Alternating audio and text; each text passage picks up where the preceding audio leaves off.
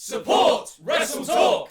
So Vince McMahon has just been on the Pat McAfee show, live and in person, his first live interview in 15 years. And he flew in quite late. He was taking sort of the veer on his way to Raw route, which is seemingly never ending. And then Vince McMahon turned up and did actually what was quite a long interview with Pat. And in it, he had a few little announcements. He took a hell of a shot at his own son.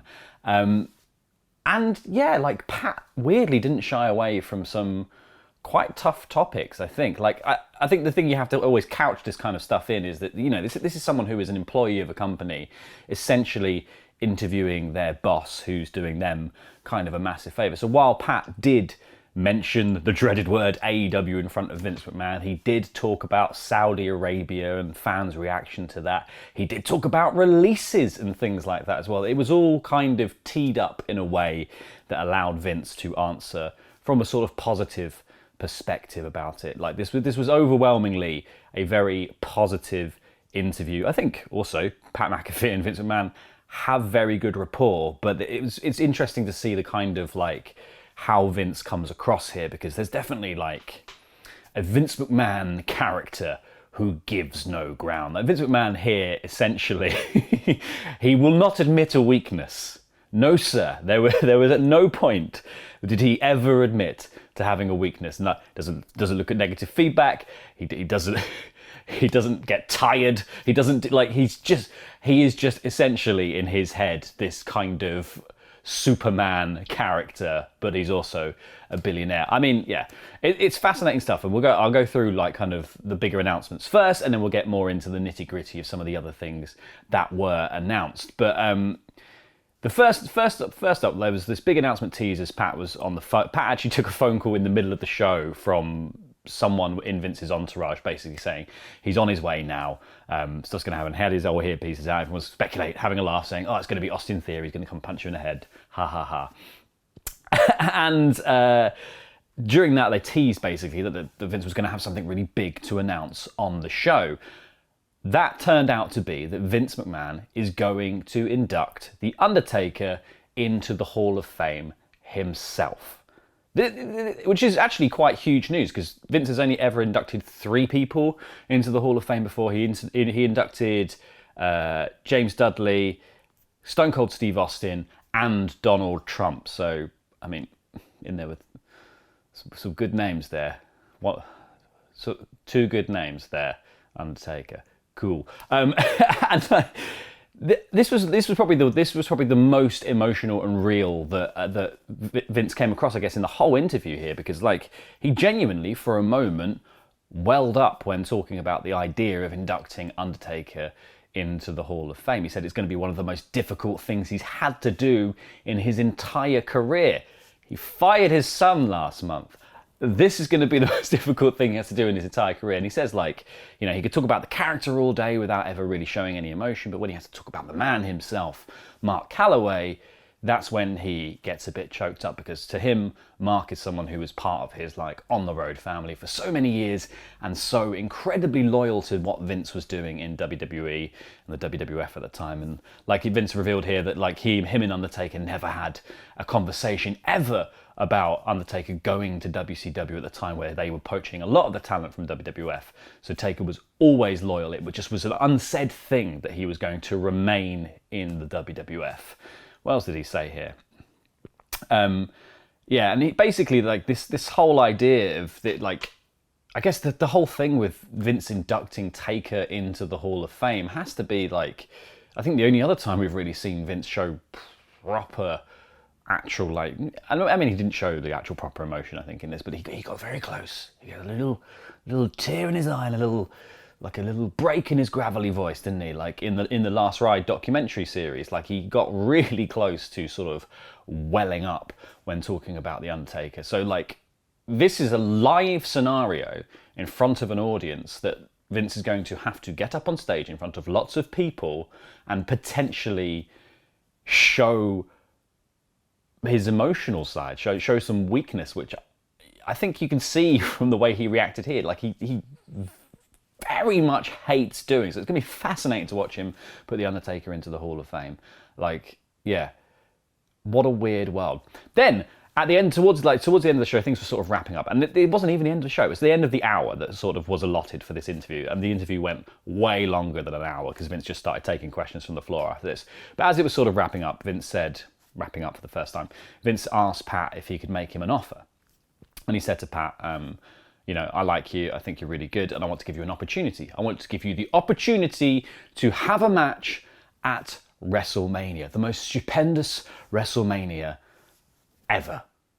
Pat obviously says, yeah, that's a dream, boss. I want to do that. But this was a very kind of transactional conversation. There was no kayfabe element to this. Vince just said to Pat, I want to have a WrestleMania match. Pat was like, I want to have a WrestleMania match. Vince was like, that's great. I will find you a worthy opponent. So whether or not, basically on SmackDown tomorrow, something happens that starts to build this into a proper WWE style storyline, or whether it is literally just hey man, I like you, have a match at WrestleMania, that'll be fun. Pat McAfee has a match at WrestleMania. Remains to be seen. Excuse me. The other thing about this was the way that Vince sort of said, he was like, yeah, we're gonna have this match at WrestleMania, it's gonna be great, but it's very different from being on the commentary side of the desk, as if Pat hadn't already had a match and a whole storyline program with Adam Cole in NXT before he came to the main roster to do the commentary. I don't know. Vince doesn't watch NXT, clearly. And I don't think, even though I think even though he's working backstage on NXT 2.0, I don't think he even watches that either, does he? No. Who knows what's going on? But that was I think it was interesting. I really was expecting there at some point to be a kind of storyline element here. But yeah, it really was just, in terms of how big announcement goes, this was quite a bland way to sort of put this across. Then came what I think was probably the juiciest and the most interesting part of this, whereas Pat McAfee touched on a bunch of subjects that were pretty, that you would have, from the stories you hear about Vince McMahon, are the kind of things that are going to push his buttons. One of which was essentially asking him, well, who's going to take over the company when you're gone? Vince McMahon, obviously, is never going to die, so that doesn't matter. That is a moot point. Pat even made the joke that Vince is like an alien, a robot, he's going to live forever, and Vince said his grandma lived to 110 or something, so he's not expecting, or his mum lived to 110, he's not expecting to go anywhere anytime soon. And then Pat said basically, people always are kind of speculating this thing about succession and who's going to be taking over, and whether your kids are kind of having the backstage fight that the kids, the sort of Roy family, are having to who is going to succeed their father. Obviously, Triple H in this scenario is Tom Wamsgans, he just is. Deal with it. Vince doesn't watch Succession, first of all. That's a major scoop. Why would you not watch? I guess billionaires don't need to watch Succession because they live it. Yeah, I guess that's why he doesn't watch. I mean, it's really good. I think Vince should watch it. He should get around to it if he's got time. But Vince said, basically, that when thinking about who is going to carry the company forward, he always thinks that the business is more important, whether you're inside it or outside it. It's always the business that's the most important, and people will profit from it. I don't think he meant literal financial profit. I think he just meant sort of culturally profit from the business, whether or not they're directly involved in it. And in that same regard, he said that he should view his family members as employees, and he would expect even more from his family members as employees maybe than his regular employees. But ultimately, the decisions about the company's future are based on whether or not they're employees. And then he said this. He basically said, if this person isn't working out, they should not be part of the company. That feels quite pointedly a little dig at Shane McMahon, who, as we all know, was let go from the company last month after having some issues backstage at the Royal Rumble, should we say. So this felt like the most sort of, apart from calling Michael Cole a horrible person as a joke, this felt like the most pointed dig at a legitimate person. And yeah, Shane seemed to be the one in the firing line, which is a shame, because I think from actually seeing Vince in this, Vince turns up wearing this blue suit and these big blue trainers. You now see that Shane McMahon is essentially trying to emulate his dad in his dress sense, the big trainers and the suit thing. He's just being the Vince you see off screen. Anyway, it's just fascinating that the Vince is like, it is Succession. He should watch Succession because he could be like, this is where I'm going wrong. You can learn lessons from this. The next question that Pat asked was all about releases. I'm actually just doing this all out of order, so it might not have been the next question. He did the releases. He was asking Vince about the cuts and the idea that, like, a lot of people will say when talking about the cuts that Vince doesn't have a heart, he's letting these people go, and obviously, like, all the stuff happening in the pandemic, like, it was a bad time for a lot of people involved. Vince said that he had said earlier basically that he stopped paying attention to criticisms of him because he thinks positive and negative criticisms, if you are even looking at positive criticisms, you probably see the negative criticisms, so then it's a net loss because you're probably then focusing on the negative criticisms and not even taking in the positive criticisms. And he realised that he just can't care about people's opinion of him because it affected him if he did. He said that if you think I'm an arsehole, then congratulations. I'm probably an arsehole. He said that in the case of releases, the decision is always just a business decision. It's never anything personal. He only cares about what is best for the audience. He said that basically it's sometimes best to just cut dead weight, which I think, like, I can see from the business-minded perspective saying, like, yeah, we can just cut dead weight. But when you're talking about dead weight who are named Bray Wyatt, Keith Lee, Karrion Kross, Aleister Black, John Morrison, the whole of Hit Row, Samoa Joe, the most recently, like, how is that dead weight? And how is that also listening to your audience when your audience clearly beloved a lot of these characters? And he said, he then sort of went on to say that, yeah, he said that he listens to the audience, but the internet audience sometimes can be biased and a bit harsh. I don't know what kind of people he's talking about there. Not anyone I know. But yeah, I think that, like, the idea that, like, what audience is he listening to then?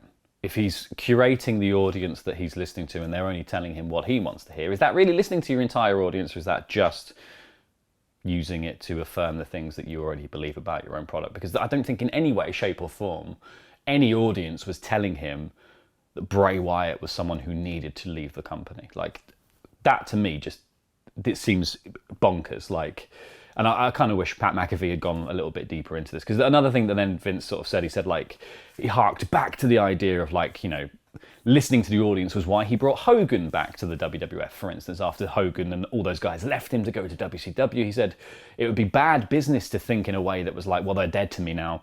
I don't want them to work for me anymore.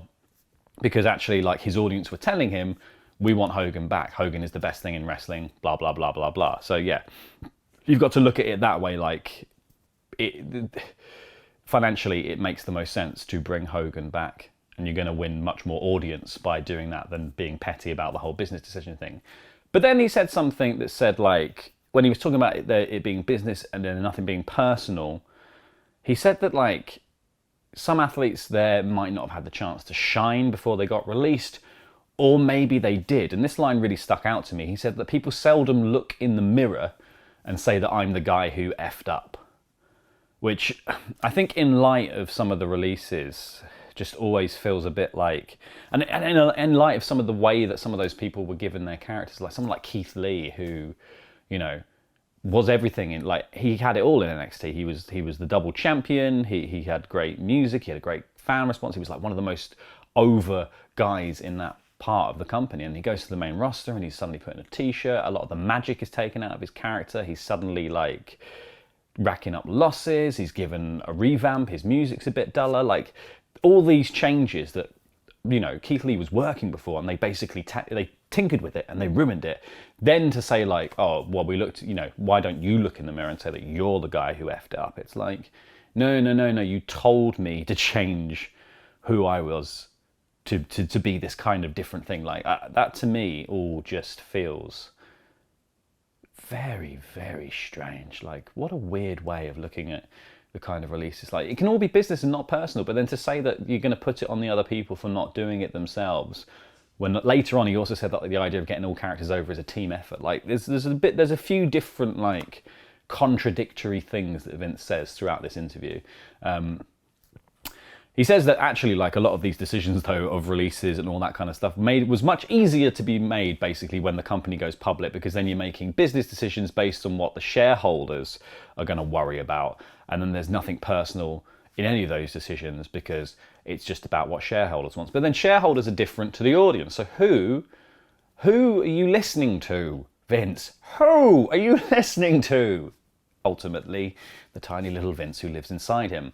And a sidebar to this, though, like talking about people who've left WWE and releases and stuff, Pat McAfee also asked him about the likes of, like, kind of the names that have been generated through WWE, the likes of The Rock, who's obviously like the biggest entertainment personality in the world, Stone Cold, who can just do whatever he wants and is kind of beloved universally, people like Goldberg. He asked Vince basically if he stays in touch with them, and Vince said that, you know, some people he stays in touch with. It's not like he...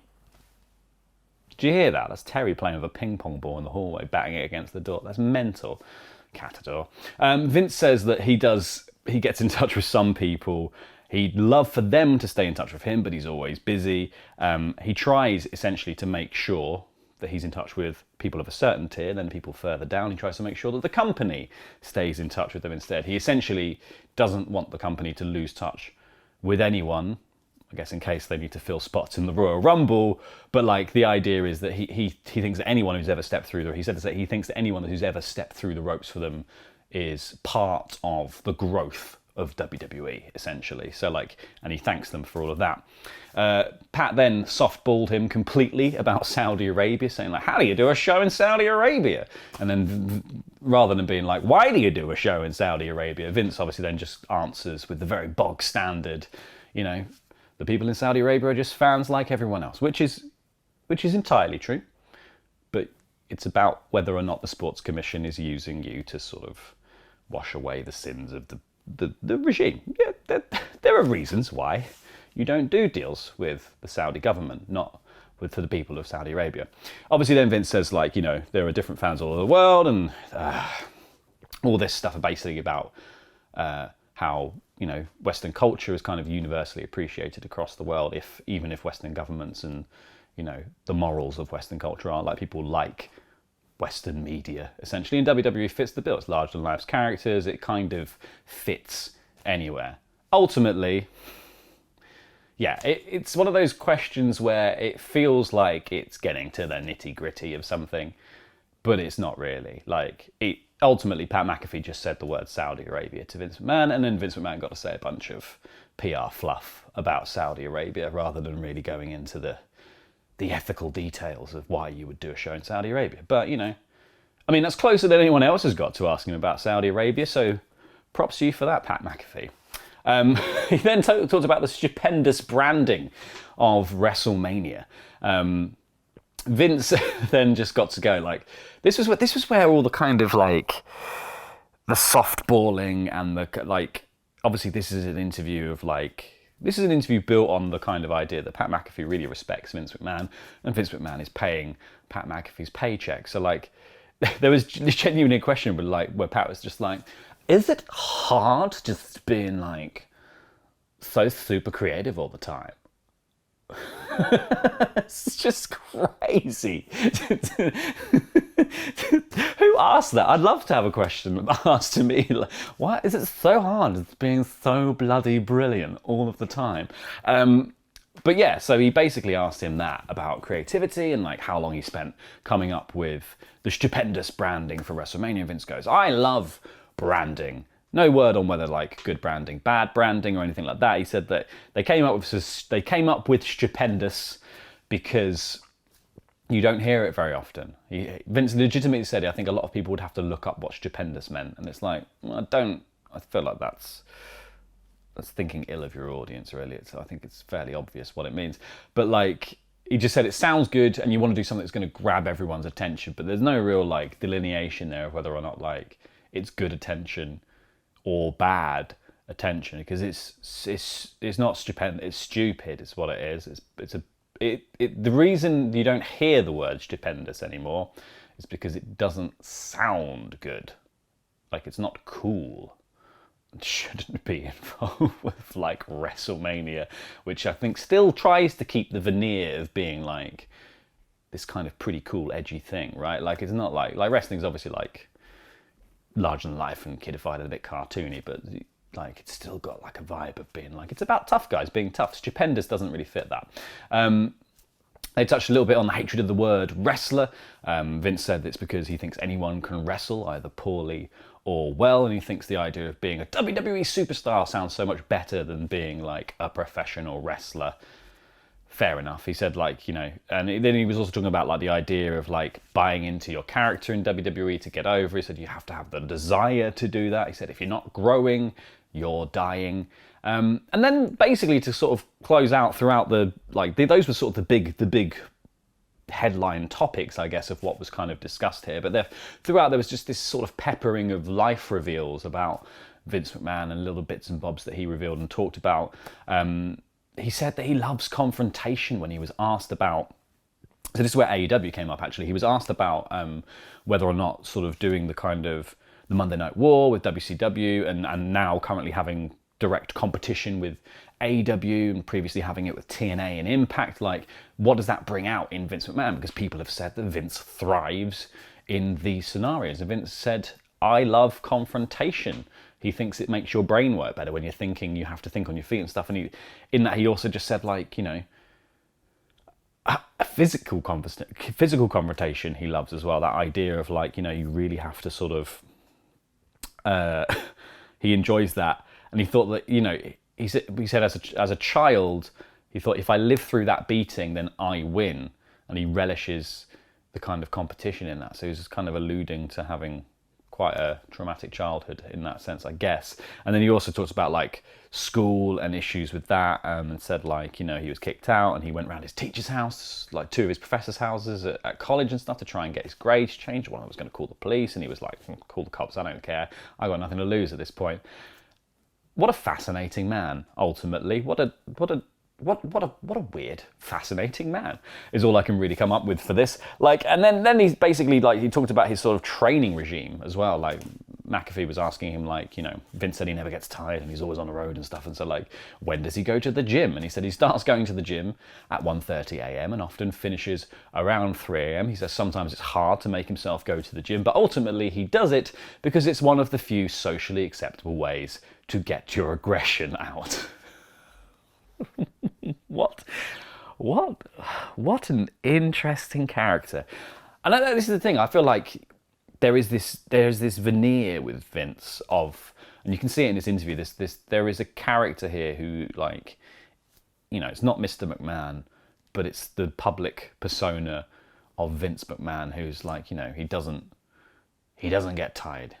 He never shows anyone he's tired, is one thing he said here, but he doesn't actually get tired. He believes he doesn't get tired. He believes that he doesn't have any weaknesses. He believes that he loves confrontation. All of these things like are just fascinating examples of like someone who he just won't admit any weakness at all.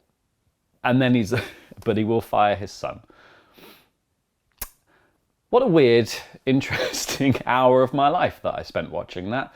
I would never have dreamt that I would be doing that on a Thursday evening, and I wouldn't choose to have done it if it wasn't for work, but ultimately, I thought it was actually quite an interesting interview. I think Pat McAfee and Vince McMahon had a good rapport. I think they both, like, while it didn't necessarily go in as deep, like I would love to see a tell-all interview with Vince McMahon about a lot of these topics. I think a lot of the topics that Pat went on to talk about with Vince would make for a really interesting interview.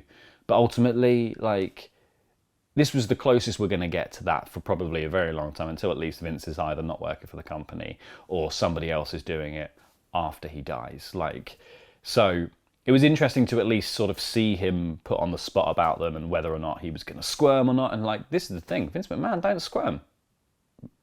None of this fazed him whatsoever. The only moment Vince looked fazed was when Pat McAfee stood up to shout into his microphone, and that was for a split second, and then he started laughing. So this is fascinating, because basically I think like Vince has become a very sort of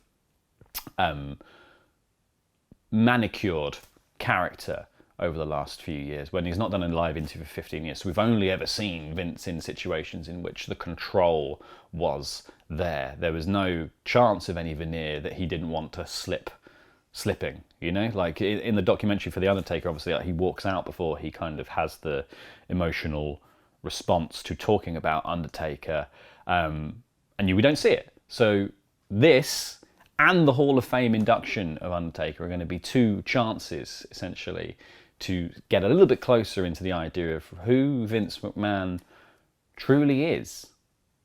Fascinating stuff. Hope you've enjoyed this wrap-up of the video, of the interview. Anyway, please click the videos that have appeared on screen to watch more WrestleTalk content. Subscribe to the channel if you haven't already for more awesome wrestling news on the daily. And I'll see you next time. Jam that jam.